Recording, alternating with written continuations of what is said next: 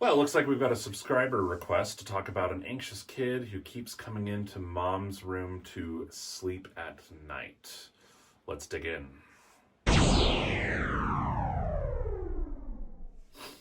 Hi out there. This is Dr. Brett Pearce, child psychologist, coming at you with another subscriber request video. Thank you for the requests.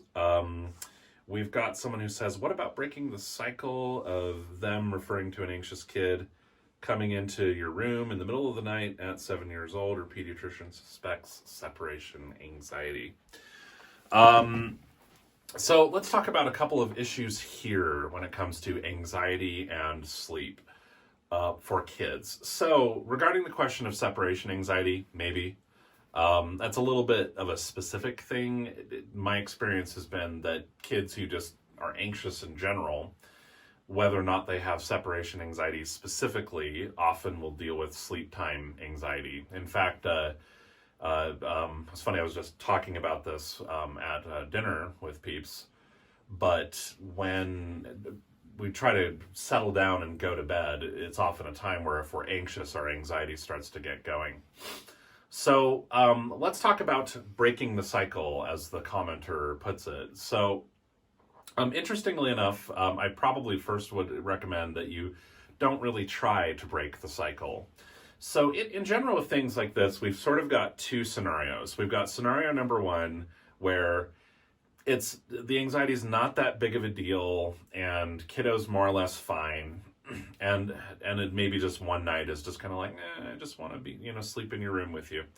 The second scenario is kiddo's really anxious and really, really needs some extra help and support with anxiety. So in scenario one, we probably want to take more of the tough love route and just be like, no, you're okay. I'll come in and give you an extra hug and kiss and read you an extra story, and everything's going to be fine. And that's probably perfectly acceptable. But in scenario number two, we really need to think differently, because when we're anxious, we really need some help and support figuring out how to master that anxiety. And that's particularly true for a young kid.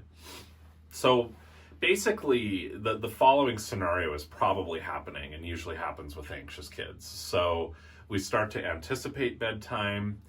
Our anxiety starts to get going.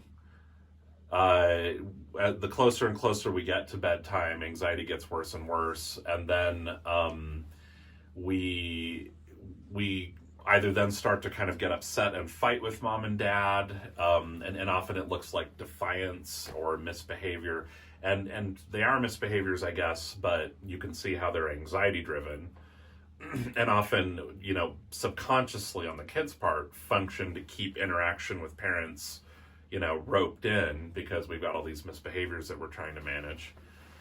Then we get into the room and we're alone and it's dark and our imagination is spinning and going, a million miles an hour.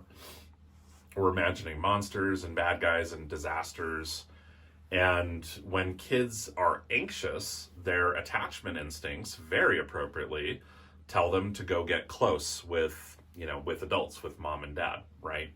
So that's what a lot of that behavior is about, is it's just seeking safety and closeness. So I think often the best thing you can do is just just figure out a way of providing increased support and closeness with parents. And time again, I've seen just providing more support, and we'll talk about a couple of different versions that would be acceptable for that in most situations. But providing increased support is really helpful and ends up taking care of the problem long term. Common criticism or concern that people raise is, well, what about reinforcing the behavior?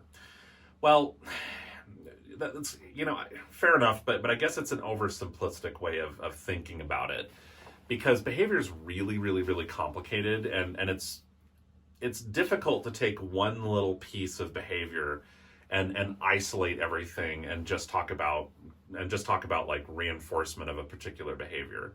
Because you could, when we don't provide the support, I should say, in this situation, the kid's anxiety is just going to keep going up.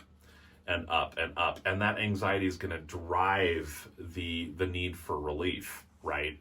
And so we need to think a lot more about that than we want to think about reinforcing negative behavior in most cases. It's not that we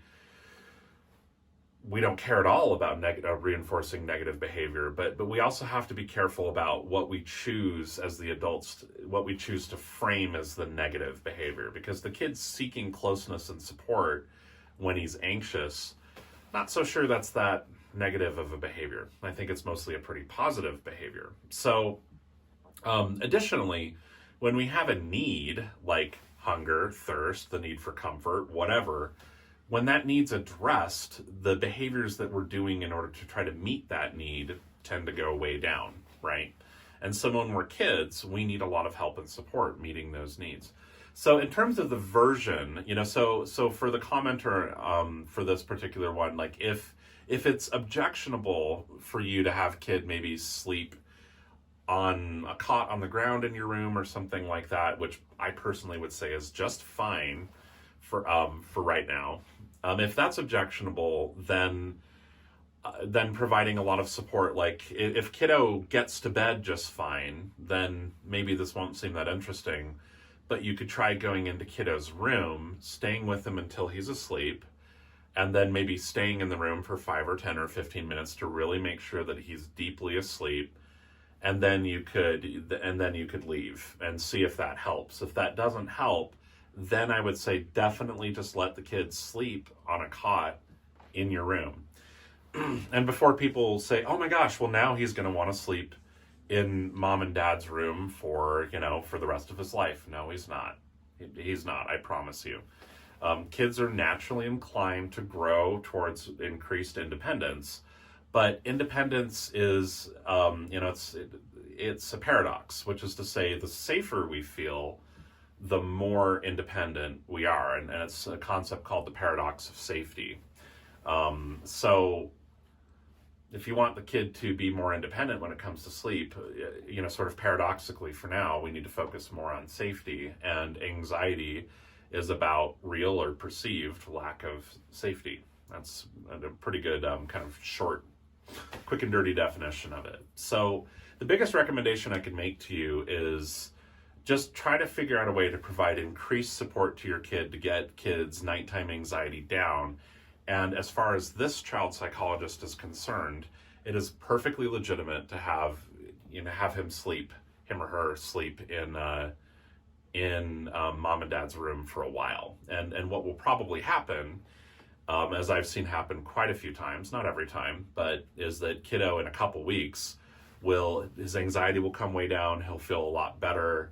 And then on his own, he'll be like, I'm not a little kid anymore. I'm ready to go sleep on my own. And he'll probably be fine at that point. So at least that's how I've often seen it go in similar situations. So at any rate, I hope this is helpful. Bottom line is sometimes it's really important just to provide support and to meet a need. And we end up investing a lot more time and energy into resisting needs than we would into just helping to meet them. So that's the biggest point I want to make for anxious kids. So thanks for watching. Please keep those subscriber requests coming. And we will catch you the next time. Bye-bye.